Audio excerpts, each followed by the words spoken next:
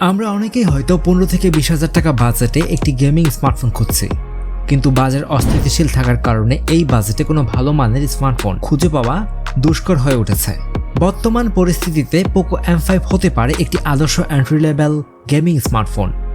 Xiaomi তাদের Poco সিরিজের এই স্মার্টফোনটি বাজারে আনে চলতি বছরের 13 সেপ্টেম্বর। ফোনটি আমেরিকা, ইউরোপ ও ভারতের বাজারে ইতিমধ্যে লঞ্চ হয়েছে, তবে বাংলাদেশে ফোনটি অফিসিয়ালি এখনও লঞ্চ হয়নি। দেশের স্মার্টফোন সবগুলোতে আনঅফিসিয়ালি ফোনটি পাওয়া যাচ্ছে। 201 গ্রাম ওজনের এই স্মার্টফোনটিতে রয়েছে 90 হার্টজ রিফ্রেশ রেটের full HD IPS display.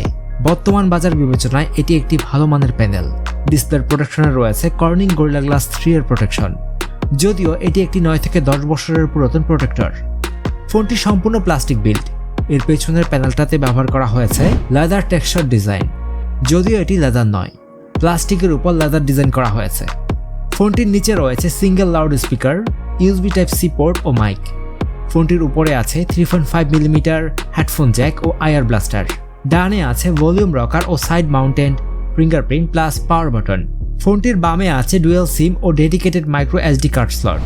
Out of the box ফোনটি Android 12 বাজারে এসেছে। এই ফোনটির সবচেয়ে হাইলাইটেড পার্ট হচ্ছে এর প্রসেসর। মিডিয়াটেকের হেলিও G99 চিপসেট ব্যবহার করা হয়েছে ফোনটিতে। এটি মিডিয়াটেকের হেলিও G96 থেকে 14% পাওয়ারফুল চিপসেট।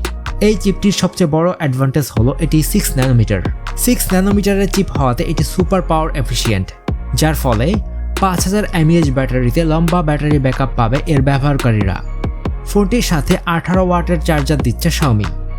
ব্যাটারি ও ব্যাকআপ নিয়ে কোনো অভিযোগ না থাকলেও এখনকার সময়ে 18 ওয়াটের চার্জার কতটা সময় উপযোগী ইউজারদের জন্য। কিছু ফ্ল্যাগশিপ ফোনে 200 ওয়াটের চার্জার দিয়ে থাকে Xiaomi, এক্ষেত্রে কমপক্ষে 33 ওয়াটের চার্জার দেওয়া যেত। ফোনটির রিয়ারে রয়েছে 50 মেগাপিক্সেলের প্রাইমারি ক্যামেরা, যার অ্যাপারচার 1.8। এছাড়া আরও আছে 2 মেগাপিক্সেলের ম্যাক্রো ও 2 মেগাপিক্সেলের ডেপথ সেন্সর। এখানে শুধু প্রাইমারি ক্যামেরাটাই কাজের, আর বাকি দুইটা দিয়ে ক্যামেরার সংখ্যা বাড়ানো হয়েছে মাত্র। এই দুইটির পরিবর্তে একটি আলট্রা ওয়াইড ক্যামেরা দেওয়া যেত। ফোনটি দিয়ে সর্বোচ্চ 30 FPS এ ফুল HD মানের ভিডিও ধারণ করা যায়। 2021 সালে লঞ্চ হওয়া Realme 8 স্মার্টফোনটি দিয়ে 4K 30 FPS এ ভিডিও ধারণ করা যায়, যদিও এর চিপসেট পোকো M5 থেকে বেশ কিছুটা দুর্বল। চিপসেট ক্যাপাবল হওয়ার পরও ঠিক কী কারণে Xiaomi 1080p-তে সীমাবদ্ধ থাকলেও তা তারাই ভালো বলতে পারবে। এছাড়া ফোনটির সামনে রয়েছে 16 মেগাপিক্সেলের সেলফি ক্যামেরা। ফোনটিতে আরও আছে NFC, FM radio, dual band wifi সহ প্রয়োজনীয় সকল সেন্সর। ফোনটি 3টি কালার ভেরিয়েন্টে পাওয়া যাচ্ছে, ব্ল্যাক, গ্রিন এবং ইয়েলো।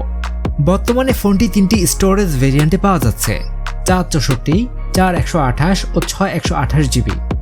ভারতে 464 GB ভেরিয়েন্টের মূল্য 11,000 রুপি ও 6128 GB ভেরিয়েন্টের মূল্য 13,000 রুপি। বাংলাদেশি মুদ্রায় কনভার্ট করলে 464 GB ভেরিয়েন্টের মূল্য দাঁড়ায় 14,094 টাকা ও 6128 GB ভেরিয়েন্টের মূল্য দাঁড়ায় 16,656 টাকা।